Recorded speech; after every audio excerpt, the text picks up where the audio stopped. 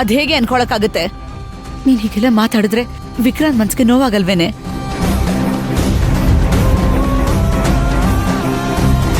ಅತ್ತೆ, ಇವಾಗ ನನ್ ಕಣ್ಮುಂದೆ ಅನು ಮಾತ್ರ ಇರೋದು. ತಪ್ಪು ಮಗಳೇ. ಬದುಕನ್ನೇ ಬೆಳಗ್ಸ್ರಿ ಅಂತ ಬಂದವ್ರನ್ನ ಅವ್ರ ಬದುಕನ್ನೇ ಕತ್ಲೆ ಮಾಡೋದು ತಪ್ಪಮ್ಮ. ಹೌದು ಪಲ್ಲವಿ, ವಿಕ್ರಾಂತ್ ಅವರು ತುಂಬಾ ಒಳ್ಳೆಯವರು.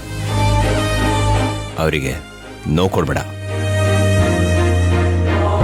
ದಯವಿಟ್ಟು ನೀನು ವಿಕ್ರಾಂತ್ ಸರ್ ಮನೆಗೆ ಹೋಗು. ಇಲ್ಲ ಗೋವಿಂದಣ್ಣ, ನಾನು ಎಲ್ಲೂ ಹೋಗಲ್ಲ. ಏಯ್, ಯಾಕೆ ಹೋಗಲ್ಲ? ಅದು ಅನುಗೆ ಇಷ್ಟ ಇಲ್ಲ. ಅವಳಿನ್ನು ಚಿಕ್ಕವಳು, ಅವಳು ಹಠ ಮಾಡ್ತಾಳೆ ಅಂತ ನೀನ್ ಆ ತ್ರಿವಿಕ್ರಮ್ ಜೊತೆ ಸಂಸಾರ ಮಾಡ್ತೀಯಾ? ಹೇಳೆ. ಇಲ್ಲ ಅತ್ತೆ,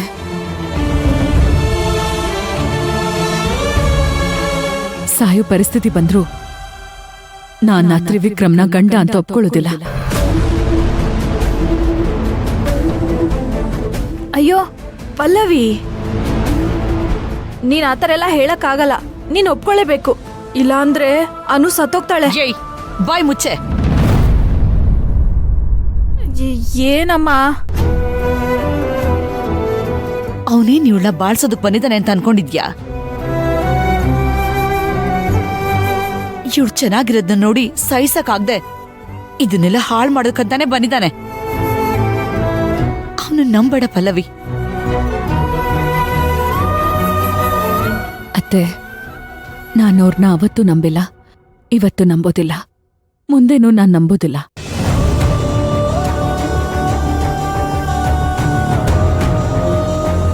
ನಾನೀ ನಿರ್ಧಾರ ತಗೊಂಡಿರೋದು ನನ್ನ ಮಗು ಅನುಗೋಸ್ಕರ.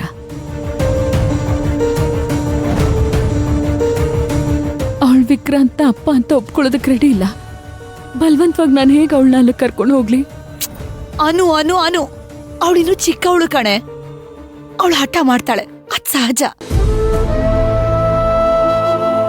ನೋಡು, 4 ಬಾರ್ಸಿದ್ರೆ ಅವಳೇ ಸುಮ್ನಾಗ್ತಾಳೆ.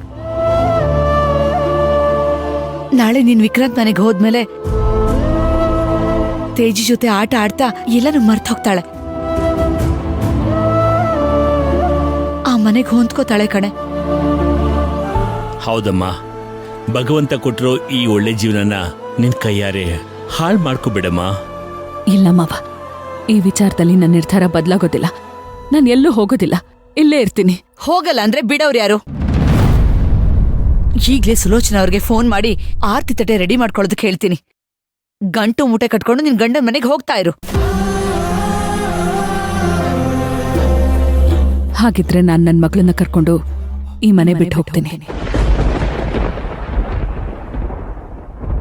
ಎಲ್ಲಾದ್ರೂ ಒಂಟಿಯಾಗಿ ಬದುಕ್ತೀನಿ. ಪಲ್ಲವಿ, ಕೊಟ್ಟ ಹೆಣ್ಣು ಕುಲಕ್ ಹೊರಗೆ ಅನ್ನೋ ತರ ಮಾತಾಡ್ತಿದ್ದೀರಾ ಅತ್ತೆ? ಆಯ್ತು ಬಿಡಿ, ನಿಮ್ಗೆ ಯಾರಿಗೂ ಭಾರ ಆಗಿ ನಾನಿಲ್ಲಿರಲ್ಲ. ಪಲ್ಲವಿ, ಬಳ್ಳಿಗೆ ಯಾವತ್ತೂ ಕಾಯಿ ಭಾರ ಆಗಲ್ಲಮ್ಮ. ಪಲ್ಲವಿ, ನೀನ್ ಅನು ಬಗ್ಗೆ ಯೋಚನೆ ಮಾಡ ತಪ್ಪಲ್ಲ. ಆದ್ರೆ ಒಂದೇ ಒಂದ್ಸಲ ಆ ತೇಜು ಬಗ್ಗೆನೂ ಯೋಚನೆ ಮಾಡು. ಹೌದು ಪಲ್ಲವಿ, ಆ ಮಗು ನಿನ್ನ ತಾಯಿ ಅಂತ ತುಂಬಾ ಹಚ್ಕೊಂಡಿದೆ.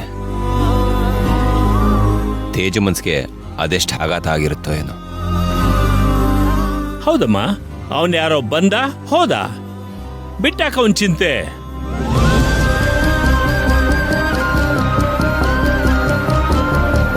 ನಾನು ವಿಕ್ರಾಂತ್ ಜೊತೆ ಹೋಗಿ ಸಂಸಾರ ಮಾಡೋದಕ್ಕೆ ಶುರು ಮಾಡಿದ್ರೆ ನಾನು ನನ್ನನ್ನು ಶಾಶ್ವತವಾಗಿ ಕಳ್ಕೋಬೇಕಾಗುತ್ತೆ.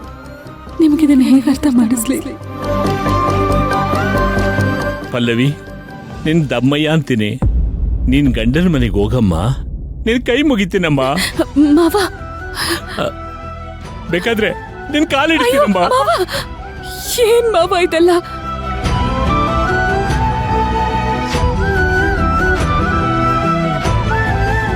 ಪಲ್ಲವಿ, ಇದೊಂದು ಮಾತು ಬಿಟ್ಟು ನನಗೆ ಬೇರೆ ಯಾವ ಮಾತು ಹೇಳೋದಕ್ಕೂ ತೋಚ್ತಾ ಇಲ್ಲಮ್ಮ. ನನಗೆ ಹೇಗೆ ಒಪ್ಪಿಸ್ಬೇಕು ಅಂತ ನನಗೆ ಗೊತ್ತಾಗ್ತಾ ಇಲ್ಲ. ನಾನ್ ವಿಕ್ರಾಂತ್ ಮನೆಗೆ ಹೋಗೋದೇ ಇಲ್ಲ ಅಂತ ಹೇಳ್ತಿಲ್ಲ ಮಾವ. ಸ್ವಲ್ಪ ದಿವಸ ಇಲ್ಲೇ ಇರ್ತೀನಿ ಅಂತ ಹೇಳ್ತಿದ್ದೀನಿ ಅಷ್ಟೇ.